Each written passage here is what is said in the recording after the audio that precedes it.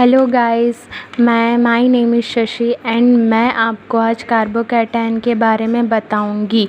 यह organic chemistry का एक टॉपिक है जिसमें से मैं आपको कार्बोकैटायन के बारे में बताऊंगी। व्हाट इज़ तो इसका कार्बोकैटायन होता क्या है, इसका फॉर्म कैसे होता है, इसकी स्टेबिलिटी क्या होती है, मैं यह सब चीज़ के बारे में आपको पूरा बताऊंगी, है ना। तो my topic is a carbocation and carbocation है सिनॉप्सिस। फर्स्ट है इंट्रोडक्शन एंड सेकंड है डेफिनेशन, थर्ड है formation of carbocation and fourth है general character of carbocation, fifth है ऑर्बिटल स्ट्रक्चर एंड सिक्स है क्लासिफिकेशन ऑफ कार्बोकैटायन, सेवन्थ है stability of carbocation and stability of carbocation के अंतर्गत हम stability of alkyl carbocation, stability of substituted alkyl carbocation and stability of allyl carbocation, stability of benzylic carbocation के बारे में पढ़ेंगे। ठीक है, तो मेरा फर्स्ट जो है हेडिंग है इंट्रोडक्शन। ठीक है, फर्स्ट मैं आपको बताऊंगी कार्बोकैटायन का इंट्रोडक्शन। ठीक है, तो कार्बोकैटायन के इंट्रोडक्शन के अंतर्गत carbocation are common intermediate in organic chemistry, an organic species which has a carbon atom bearing only 6 electrons. It is the outermost cell has a positive charge is called carbocation. Carbocation in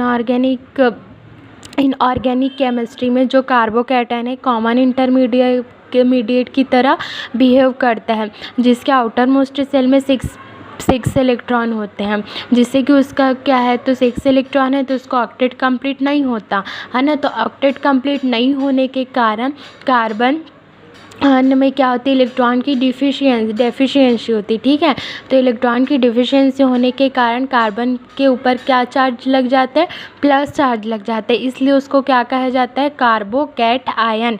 definition अब molecule. ठीक है, a carbocation is molecule is a which carbon atom has a positive charge, जैसे कि मैंने बताया, and 3 bonds. We can basically say that carbocation formerly it was known as a carbonium ion, है ना। Carbocation को अपन carbonium ion भी कहते हैं। Carbocation today is defined any even electron cation that possesses a significant positive charge on the carbon atom. Then next topic है formation of carbocation. ठीक है, when a covalent bond in which carbon is link to more electronegative atom. ठीक है, carbocation का formation कैसे होता है वो मैं आपको बता रही हूँ। कोई भी मैथिल ग्रुप से अपन क्या जोड़ेंगे, इलेक्ट्रोनेगेटिव समूह जुड़ा है।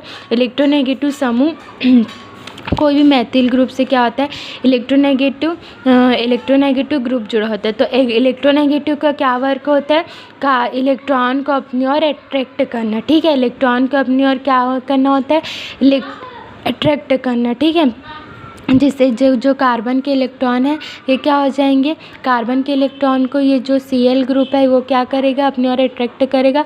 तो कार्बन के एटम को ले लिया तथा यहाँ पर हेटेरोलिटिक क्लीवेज होगा। ठीक है, जिससे कि कार्बन प्लस कैटायन बनेगा और क्या हो जाएगा, Cl में एनआयन बनेगा। ठीक है, हेटेरोलिटिक क्लीवेज में हमेशा कैटायन और एनआयन में क्लीवेज होता है, फ्यूजन्स होता है। ठीक है, तो जिससे कि ये क्या हो जाएगा, ये कार्बन के इलेक्ट्रॉन को इलेक्ट्रोनेगेटिव ग्रुप ले लिया, जिससे कि यहाँ पास माइनस चार्ज लग गया, यहाँ पास क्या लग गया, माइनस चार्ज लग गया, एंड कार्बन के ऊपर क्या हो जाएगा, प्लस चार्ज लग गया। ठीक है ना। तो इस तरह से अपना कार्बोकैटायन का फॉर्मेशन हुआ। ठीक है, द बॉन्ड इज ब्रेकअप, है ना, the bond is breakup by heterolytic cleavage. ठीक है, the more electronegative atom take away both bonding electron while carbon lose it is a electron and acquire positive charge, है ना। तो ये carbocation इनका formation किस तरह से हो रहा है ये मैं आपको बताएं। हेटेरोलिटिक फ्यूजन के द्वारा कैटायन और एनायन में क्या होता है, फ्यूजन हो जाता है। ठीक है, देन क्या है, जनरल कैरेक्टर ऑफ कार्बोकैटायन। ठीक है, general character of carbocation, they are unstable and highly reactive due to incomplete octet. ठीक है, जो कार्बोकैटायन होता है वो अनस्टेबल होता है एंड हाईली रिएक्टिव होता है, क्योंकि इसका ऑक्टेट कंप्लीट नहीं होता है। इसलिए जो होता है को हम लोग हायर कंसंट्रेशन में नहीं रख सकते। Carbocation have 6 electron, species the carbon है 6 electron in it is a valence shell, due to this it electron deficient species also known as electrophile, है ना। अब क्या होता है, कार्बोकैटायन में इलेक्ट्रॉन की डिफिशियंसी होती है, इसलिए इसको इलेक्ट्रोफाइल भी कहा जा सकता है, ठीक है। Carbocation is generally observed in SN1 reaction and elimination reaction, ठीक है। तो कार्बोकैटायन को, है ना, carbocation is generally observed in SN1 reaction and elimination reaction. Orbital structure, अब कार्बोकैटायन का ऑर्बिटल स्ट्रक्चर के बारे में पढ़ेंगे। तो ये है कार्बोकैटायन का ऑर्बिटल स्ट्रक्चर। कार्बोकैटायन में एक p ऑर्बिटल क्या होता है, इम्पेटिव होता है, एंड ये 3 हाइड्रोजन बॉन्ड से जुड़ा हुआ है जो सिग्मा बॉन्ड से, तो 3 सिग्मा बॉन्ड टोटल हो जाएंगे अपन के। sp2 हाइब्रिडाइजेशन बना लेंगे, क्या बना लेंगे, sp2 हाइब्रिडाइजेशन, ठीक है। देखो 3 सिग्मा बॉन्ड जुड़ के sp2 हाइब्रिडाइजेशन कार्बन फॉर्म करेगा, ठीक है। देन ये कितने एंगल को होता है, 120 एंगल को होता है। sp2 हाइब्रिडाइजेशन होने के कारण इसकी ज्योमेट्री क्या हो जाएगी, ट्राइगोनल प्लेनर, ठीक है। बॉन्ड एंगल क्या हो जाएगा, 120। In carbocation the hybridization of carbon will be sp2 the have trigonal planar geometry, bond angle is 120, ठीक है। इम्पैक्टिव p ऑर्बिटल होगा और ये sp2 हाइब्रिडाइजेशन एंड कार्बन हो गया, ठीक है। तो इसका टॉप व्यू स्ट्रक्चर हो गया एंड इसका ये हो जाएगा साइड व्यू, ठीक है। ये vacant p orbital. Then classification of carbocation, ठीक है। The different carbocation are name on the basis of number carbon group bond to the carbon, ठीक है। क्या होता है, कार्बोकैटायन को हम लोग किस तरह से कार्बन के बेसिस पे अपन लोग उसका नंबरिंग करेंगे, मतलब जितने कार्बन अटैच होंगे उसके हिसाब से हम लोग उसका क्लासीफाई किया एंड उसका नेम किए हैं, ठीक है, नेमिंग किया। The carbocation can be term as methyl, primary, secondary और tertiary on the basis of how many carbon atom are attach to it, ठीक है। ये हो गया मेथिल कार्बोकैटायन, ये प्राइमरी, क्योंकि 1 कार्बन अटैच है तो ये प्राइमरी कार्बोकैटायन हो गया। एंड यहाँ पर क्या हो जाएगा, 2 कार्बोकैटायन, 2 एल्काइल ग्रुप प्रेजेंट है, मतलब 2 कार्बन ग्रुप यहाँ पर अटैच हो तो ये सेकेंडरी कार्बोकैटायन। एंड थर्ड हो जाएगा tertiary carbocation. Methyl carbocation and is number C, carbon is attached to carbon with the positive charge is simply called as methyl carbocation. If number 2 or 3 carbon attached to the carbon with the positive charge is called the primary, मतलब carbon के जितने attach, मतलब carbocation से जितने carbon attach होंगे उस base पर अपन उसका नेम करेंगे कि वो प्राइमरी है कि सेकेंडरी है कि टर्सरी है, ठीक है। देन स्टेबिलिटी ऑफ कार्बोकैटायन, ठीक है। Stability of carbocation on the basis of thermodynamic stability of carbocation can be known by the measurement of hydride affinity, ठीक है। थर्मोडायनेमिक स्टेबिलिटी ऑफ कार्बोकैटायन को हम लोग किस प्रकार से स्टेबलाइज करेंगे, वो किस तरह से स्टेबलाइज होता है उसका मेजरमेंट हम हाइड्राइड एफिनिटी से करेंगे। अब आपके मन में यहाँ सवाल आ रहा होगा कि हाइड्राइड एफिनिटी क्या है ना। तो हाइड्राइड एफिनिटी का मतलब होता है H एटम, है ना, हाइड्रोजन नेगेटिव देना, है ना। तो हाइड्रोजन नेगेटिव किसको देगा, वो कार्बोकैटायन को देगा, है ना। तो हाइड्रोजन एफिनिटी के द्वारा हम किस प्रकार से स्टेबिलिटी को मेज़र करेंगे, हाइड्रोजन नेगेटिव जो ज़्यादा आसानी से, जो कार्बोकैटायन हाइड्रोजन नेगेटिव को आसानी से एक्सेप्ट करेगा उसकी हाइड्राइड एफिनिटी क्या होगी, ज़्यादा होगी। एंड जो आसानी से एक्सेप्ट नहीं करेगा उसकी हाइड्राइड एफिनिटी क्या होगी, कम होगी। तो ये हाइड्राइड एफिनिटी का इक्वेशन है R+ यानी एल्काइल ग्रुप हो गया प्लस H हो गया और ये हो गया ΔG0, है ना। तो हाइड्राइड एफिनिटी या इक्वेशन यहाँ शो कर रहा है, from the equation is clear that less is the valuable of hydride affinity, ठीक है। -ΔG ये हो गया हाइड्राइड एफिनिटी। अगर हाइड्राइड एफिनिटी का मान कम हुआ तो एल्काइल क्या स्टेबिलिटी क्या होगी, एल्काइल ग्रुप की स्टेबिलिटी मतलब कार्बोकैटायन की स्टेबिलिटी क्या होगी, इंक्रीज होगी, ठीक है। More will be stability of carbocation, ठीक है। Hydride affinity provide a thermodynamic basis for the comparison of relative stability of non isomeric carbocation. Hydride affinity it means that hydrogen negative donate to carbocation and accept to carbocation, ठीक है। Then क्या होता है stability of alkyl carbocation. Let us consider अब stability of alkyl carbocation. Stability of carbocation के अंतर्गत हम लोग सबसे पहले किसके बारे में कर रहे हैं, सबसे पहले किसके बारे में पढ़ रहे हैं, stability of alkyl carbocation. Let us consider the hydride affinity of some alkyl carbocation, ठीक है। From the hydride affinity it is clear that stability of alkyl carbocation in decreasing order is follow, ठीक है। तो hydride affinity में बताई, अगर hydride affinity का मान अगर ज़्यादा होगा तो इसके कार्बोकैटायन की स्टेबिलिटी क्या होगी, वैसे ही डिक्रीज़ होगी। हाइड्राइड एफिनिटी का मान अगर इंक्रीज़ होगा तो हाइड्राइड एफिनिटी का मान यहाँ पर से हाइड्राइड एफिनिटी का मान अगर यहाँ पर से डिक्रीज़ हो रहा है, ये डिक्रीज़ हो रहा है तो स्टेबिलिटी का मान क्या होगा, इंक्रीज़ होगा, ठीक है।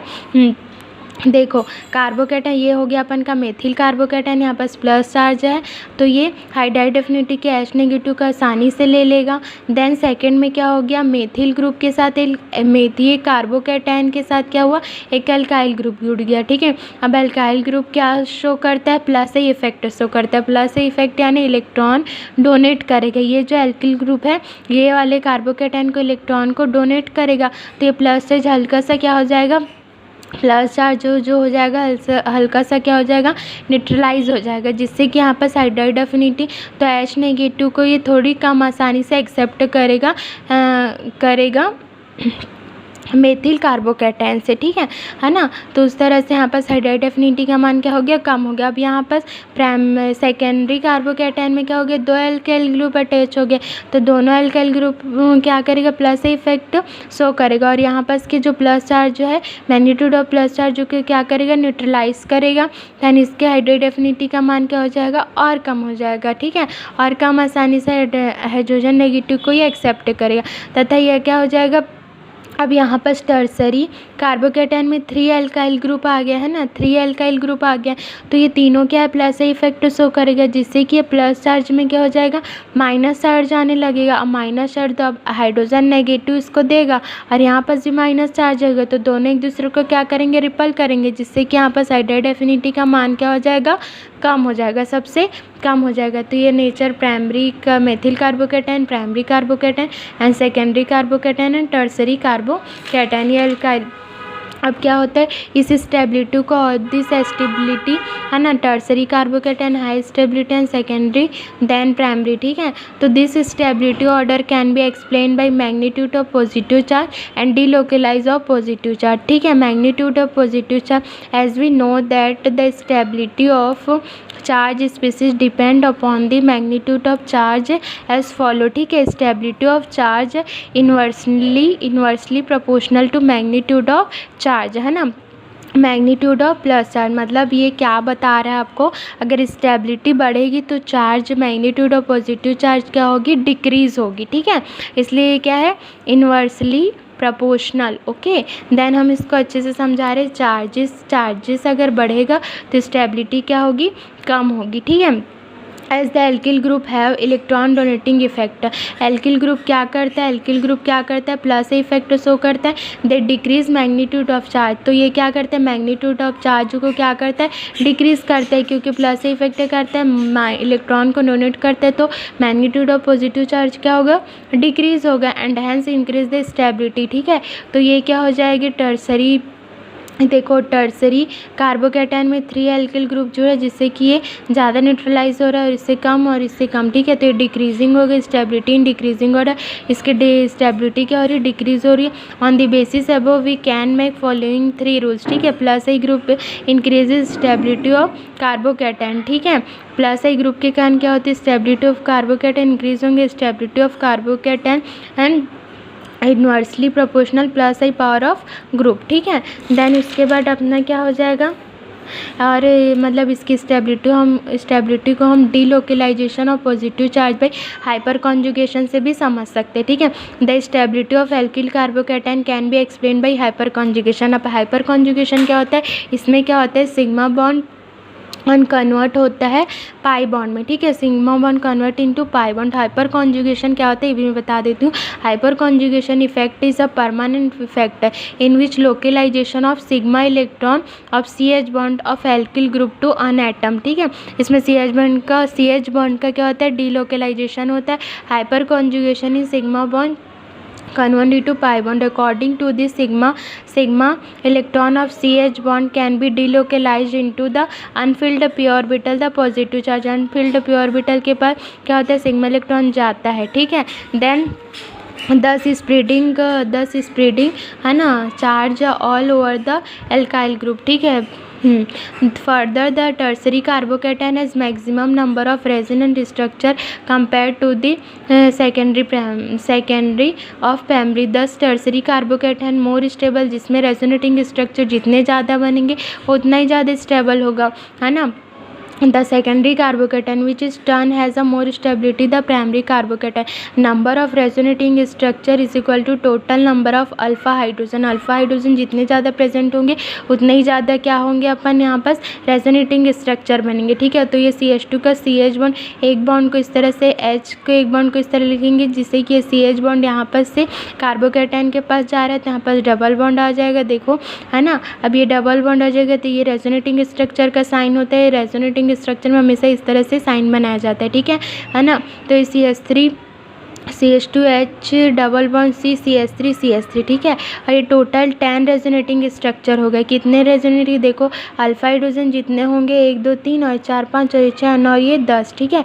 तो अल्फा हाइड्रोजन जितने होंगे उतने ही ज़्यादा ये क्या होंगे, रेजोनेटिंग स्ट्रक्चर बनाएंगे। इसके according number of resonating structure is equal to total number of alpha hydrogen. ये क्या है, टर्सरी कार्बोकैटायन का है, ठीक है। देन टर्सरी कार्बोकैटायन का, देन ये हो जाएगा सेकेंडरी कार्बोकैटायन का CH3CH2, ठीक है। सेकेंडरी कार्बोकैटायन का टोटल 7 रेजोनेटिंग स्ट्रक्चर बन जाएंगे। और ये प्राइमरी कार्बोकैटायन का यहाँ पर टोटल 4 हो जाएंगे। अल्फा हाइड्रोजन जितने होंगे उतने ही रेजोनेटिंग स्ट्रक्चर बनेंगे। तो स्टेबिलिटी इनवर्सली स्टेबिलिटी वो proportional directly proportional resonating structure, मतलब जितने ज़्यादा रेजोनेटिंग स्ट्रक्चर होंगे वह कंपाउंड उतना ही ज़्यादा क्या होगा, स्टेबल होगा, ठीक है। वो सारी बातें हम लोग इसके बारे में पढ़े, stability of alkyl carbocation. Then हम नेक्स्ट पढ़ेंगे स्टेबिलिटी ऑफ एलाइल कार्बोकैटायन। अब एलाइल कार्बोकैटायन क्या होता है, एलाइल का मतलब हम लोग पहले जान लेते हैं कि एलाइल का मतलब होता है 3 कार्बन के साथ एक सिंगल बॉन्ड होगा एंड एक डबल बॉन्ड होगा, ठीक है। Late us consider hydride affinity.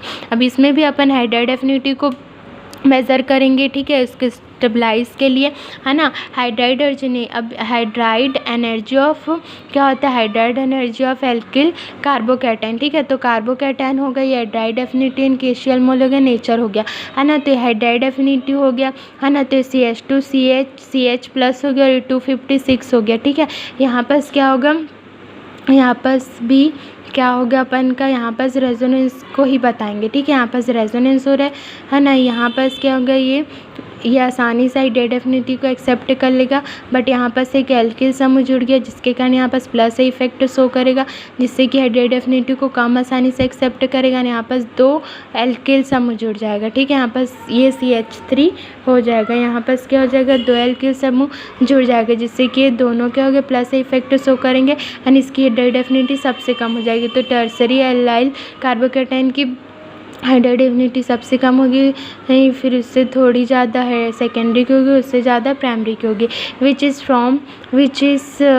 Is turn is more stable than primary allyl carbocation. Allyl cation are stabilized by delocalization involving adjacent double bond and carbon hydrogen bond. Primary allyl carbocation is stable only resonant effect. जो primary allyl carbocation है वो सिर्फ resonant effect से क्या होता है, stabilise होता है, ठीक है, stabilise only by resonating effect. तो इस तरह से यहाँ पर इस तरह से यहाँ पर रेजोनेंट हो, ये डबल बॉन्ड जो है कार्बोकैटायन के कॉन्सेप्ट है, जिससे कि यहाँ पर प्लस चार्ज आ जाएगा और यहाँ पर डबल बॉन्ड आएगा। जो तो 2 इक्विवेलेंट स्ट्रक्चर बनेंगे अल्फा हाइड्रोजन के कारण, ठीक है।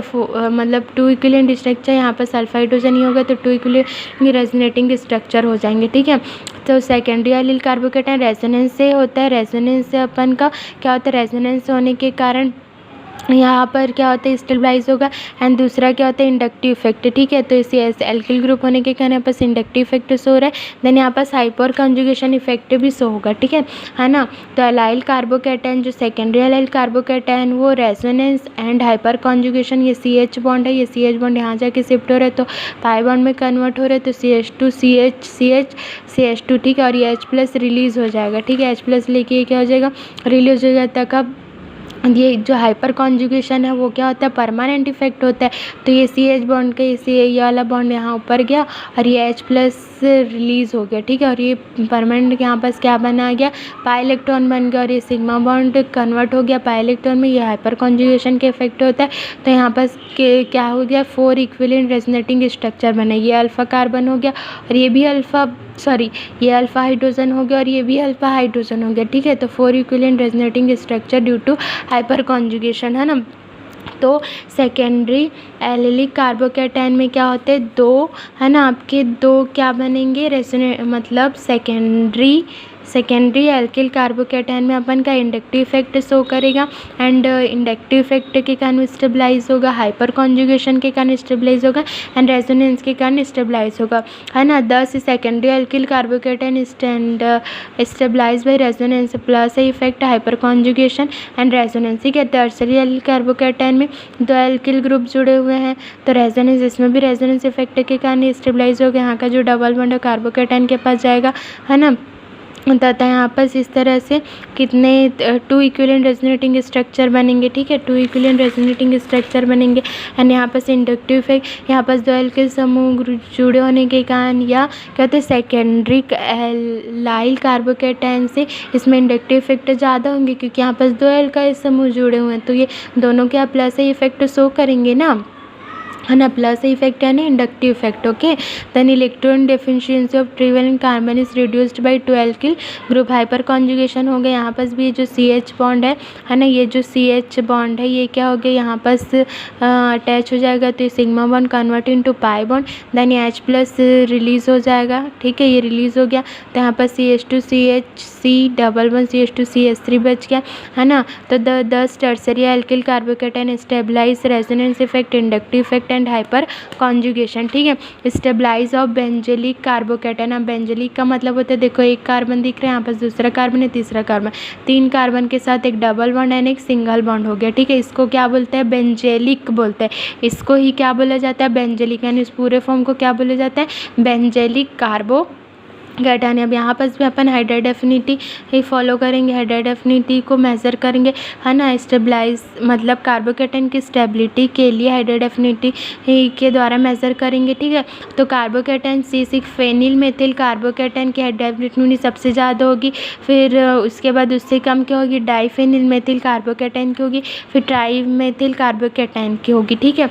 अब यहाँ पर फेनिल मेथिल कार्बोकैटायन की हाइड्राइड एफिनिटी क्यों ज़्यादा, क्योंकि यहाँ पर केवल एक ही बेंजीन रिंग है, एक ही फेनिल ग्रुप है तो यहाँ पर क्या होगा उतना ज़्यादा रेजोनेंस नहीं होगा। बट यहाँ पर 2 है तो दोनों रेजोनेटिंग स्ट्रक्चर शो करेंगे तो इसकी हाइड्राइड एफिनिटी क्या हो जाएगी कम हो गया। यहाँ पास तीन ऐसा ग्रुप है जो रेजोनेटिंग स्ट्रक्चर शो गया। अब अपन को पता है कि रेजोनेटिंग स्ट्रक्चर जितनी ज़्यादा होगी उसकी स्टेबिलिटी उतनी ही ज़्यादा होगी, तो यहाँ पर स्टेबिलिटी ज़्यादा होगी तो हाइड्राइड एफिनिटी का मान क्या होगा कम होगा, ठीक है। इस तरह से ये हो रहा है। अब आपको हाइड्राइड एफिनिटी के बारे में पता चल गया कि सबसे ज़्यादा स्टेबल टर्सरी होता है, देन सेकेंडरी होता है, देन प्राइमरी होता है, ठीक है। सबसे ज़्यादा स्टेबल क्या होता है टर्सरी कार्बोकैटायन होता है, ठीक है। मतलब अब बेंजलिक कार्बोकैटायन में भी टर्सरी मतलब ट्राईफेनिल मेथिल कार्बोकैटायन सबसे ज़्यादा स्टेबल होगा। देन उसके बाद ट्राईफेनिल क्या हो जाएगा ट्राईफेनिल मेथिल कार्बोकैटायन सबसे ज़्यादा स्टेबल होगा। देन डाइफेनिल मेथिल कार्बोकैटायन सबसे ज़्यादा होगा। फिर उसके बाद अपना क्या हो जाएगा है ना ये वाला होगा मेथिल कार्बोकैटायन, है ना फेनिल मेथिल कार्बोकैटायन अनस्टेबल होगा क्योंकि इसमें रेजोनेटिंग स्ट्रक्चर कम बनेंगे सेकेंडरी एलिल कार्बोकैटायन से, और इसमें सबसे ज़्यादा रेजोनेटिंग स्ट्रक्चर बनेंगे, इसलिए क्या होता है ना इसकी जो स्टेबिलिटी ज़्यादा होगी। अब यहाँ पर जितना हाइड्रोजन का शिफ्टिंग होगा उतना ही रेजोनेटिंग स्ट्रक्चर बनेंगे, ठीक है। जितना हाइड्रोजन अपन को मालूम होना चाहिए कि जितना रेजोनेटिंग स्ट्रक्चर और जितना ही रेजोनेटिंग स्ट्रक्चर बनेगा उतनी उसकी स्टेबिलिटी ज़्यादा होगी। अब यहाँ पास केसेस होते हैं। केस 1 क्या है, when benzene ring is substituted by -I and -R group, NO2 group, ठीक है। -I और -R ग्रुप क्या होता है, NO2 ग्रुप जो होता है -I और -R इफेक्ट शो करता है। अब अपन को इंडक्टिव इफेक्ट मालूम होना चाहिए कि इंडक्टिव इफेक्ट दो तरीके से होते हैं, एक +I इफेक्ट होता है और एक -I इफेक्ट। +I इफेक्ट यानी होता है इलेक्ट्रॉन डोनेटिंग करना और -I यानी होता है इलेक्ट्रॉन विथड्रॉ करना, ठीक है। उसी तरह से रेजोनेंस भी क्या होते हैं, दो प्रकार से होते हैं। रेजोनेंस का मतलब क्या होता है, रेजोनेंस का मतलब होता है पाई इलेक्ट्रॉन का डीलोकलाइजेशन कहलाता है रेजोनेंस, ठीक है। बट रेजोनेंस के लिए अपन को मालूम होना चाहिए कि कॉन्जुगेटेड सिस्टम अवेलेबल होना चाहिए, तभी वहाँ पास क्या हो जाएगा, रेजोनेंस होगा, तभी वहाँ पास क्या होगा, आपका रेजोनेंस होगा, है ना।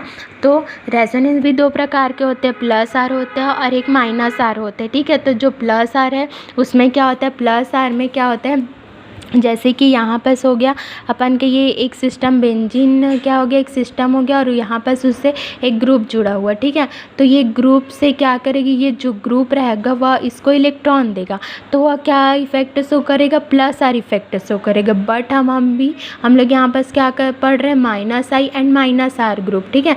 तो -R का मतलब क्या होता है, कोई भी ग्रुप से क्या हो रहा है, सिस्टम जो है ग्रुप, ये जो है सिस्टम है ग्रुप, तो जो ग्रुप होगा वह सिस्टम से इलेक्ट्रॉन लेगा। अगर ग्रुप जो है सिस्टम से, है ना, अगर है ना, मैं बता रही हूँ, 1 मिनट देखो अगर कोई भी ग्रुप जुड़ा है वह बेंजीन रिंग से इलेक्ट्रॉन लेगा तो -R इफेक्ट शो करेगा। अगर कोई भी ग्रुप जो है बेंजीन रिंग को इलेक्ट्रॉन देगा तो वह क्या करेगा, +R इफेक्ट शो करेगा, ठीक है, क्लियर। देन देखो तो अपन को नाइट्रो ग्रुप क्या है, -I and -R group show करेगा, ठीक है।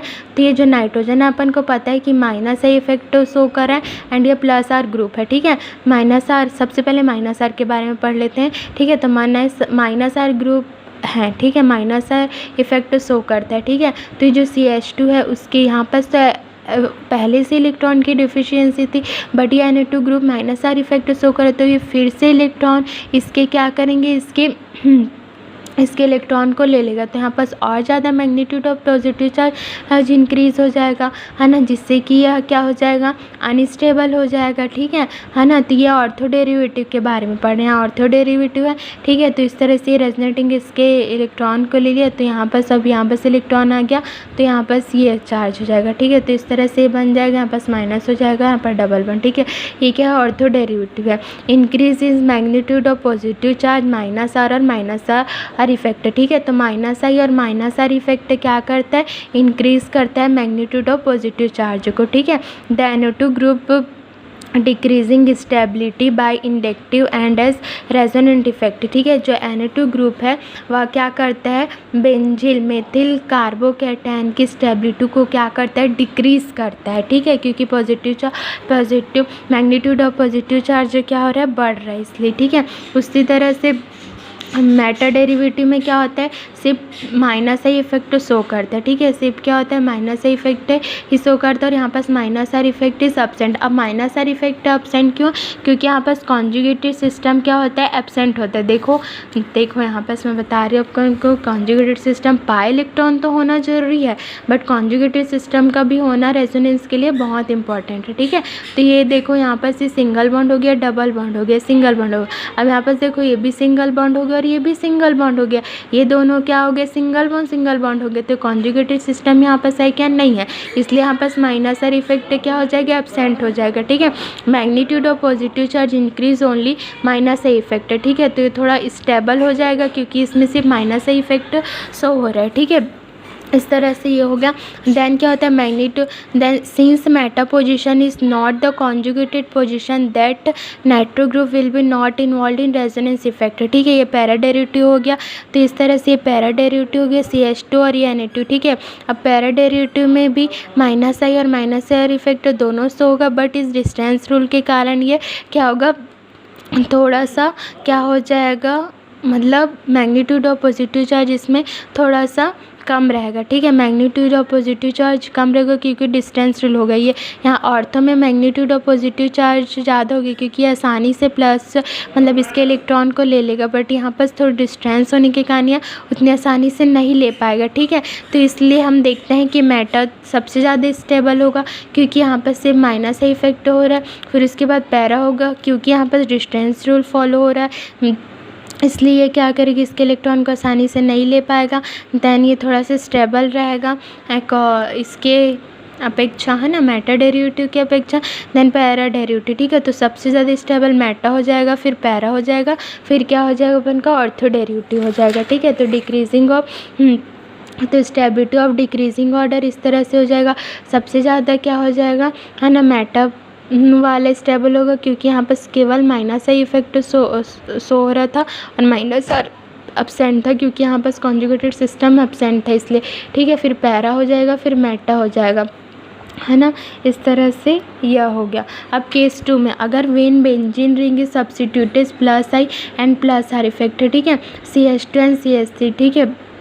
ऑर्थो डेरिवेटिव हो गया CH2। अगर यहाँ पर ये क्या हो, ऐसा समूह ऐसा मतलब कि बेंजील जो है ये मेथिल कार्बोकैटायन से एक ऐसा ग्रुप ऐड होगा, ऐसा ग्रुप अटैच होगा जो क्या शो करेगा, प्लस आई और प्लस आर इफेक्ट, ठीक है। प्लस आई यानी क्या होता है, इलेक्ट्रॉन को क्या करता है, डोनेट करना, और प्लस आर यानी होता है, मैं बताई थी कि प्लस आर में क्या करेगा, कोई भी जो ग्रुप होगा वो इलेक्ट्रॉन क्या करेगा, बेंजीन रिंग को इलेक्ट्रॉन डोनेट करेगा, ठीक है ना। तो ऑर्थो डेरिवेटिव में क्या होगा, ये इलेक्ट्रॉन डोनेट करेगा, है ना। ये क्या होता है, एल्काइल ग्रुप होने के कारण यहाँ पर प्लस इफेक्ट होगा, तो यहाँ पर इलेक्ट्रॉन और यहाँ पर मैग्नीट्यूड ऑफ चार्ज कम हो जाएंगे, यहाँ पर माइनस चार्ज बढ़ेगा और ये न्यूट्रलाइज होगा, ठीक है। तो ortho derivative present in plus R and क्या हो जाएगा, प्लस आई इफेक्ट हो जाएगा, ठीक है। Magnitude of positive charge decrease by the plus I and plus R effect, and plus I and plus R effect is maximum होगा, ठीक है। Thus it as maximum stability, इसलिए सबसे ज़्यादा स्टेबल होगा जो ऑर्थो डेरिवेटिव मेथिल कार्बोकैटायन, है ना। क्या होता है, मेथिल बेंजील कार्बोकैटायन सबसे ज़्यादा स्टेबल होगा। फिर मैटा में क्या होता है, मैं बताई थी, यहाँ पास कॉन्जुगेटेड सिस्टम नहीं होगा इसलिए प्लस आर इफेक्ट है, यहाँ पास क्या हो जाएगा, एब्सेंट हो जाएगा, और यहाँ पास केवल क्या हो जाएगा, प्लस ए इफेक्ट होगा, ठीक है। तो ओनली प्लस ए इफेक्ट होने के कारण ये ऑर्थो डेरिवेटिव से थोड़ा सा क्या हो जाएगा, कम स्टेबल होगा। फिर पैरा डेरिवेटिव में क्या हो जाएगा, डिस्टेंस रूल फॉलो होगा, इसलिए प्लस ए और plus R effect is present होगा, बट यह मिनिमम पावर, ठीक है। तो प्लस ए और plus R power is minimum होगा क्योंकि यहाँ पर क्या हो जाएगा, डिस्टेंस रूल फॉलो होगा। ये उतनी आसानी से कार्बोकैटायन को इलेक्ट्रॉन नहीं दे पाएगा जितनी आसानी से ऑर्थो देता है। इस प्रकार से इसकी स्टेबिलिटी डिक्रीजिंग ऑर्डर सबसे ज़्यादा स्टेबल कौन हो जाएगा, ऑर्थो डेरिवेटिव वाला सबसे ज़्यादा स्टेबल होगा, देन हो जाएगा पैरा डेरिवेटिव वाला, एंड देन मैटा, ठीक है। क्योंकि मैटा में यहाँ पर क्या एब्सेंट था, प्लस आर इफेक्ट एब्सेंट था, इसलिए सबसे ज़्यादा स्टेबल ऑर्थो डेरिवेटिव होगा। फिर हो गया अपन का पैरा, देन हो गया meta. Magnitude is positive charge decrease plus I and plus R, magnitude of positive charge जो किससे डिक्रीज होता है, प्लस इफेक्ट से और प्लस आर इफेक्ट से, ठीक है। ऑफ CH3 good is and it is a plus and plus R power is minimum, ठीक है। स्टेबिलिटी ये हो गया, ठीक है। तो ये है आपका कार्बोकैटायन की स्टेबिलिटी के बारे में पढ़ें, नई सारी चीज़ों के बारे में मैंने आपको बता दिया है, ठीक है। और इसका रेफरेंस मैंने लिया था advance organic chemistry and doctor Jagdamba Singh and doctor LDS Yadav, a Pragati edition, ठीक है। Thank you so much.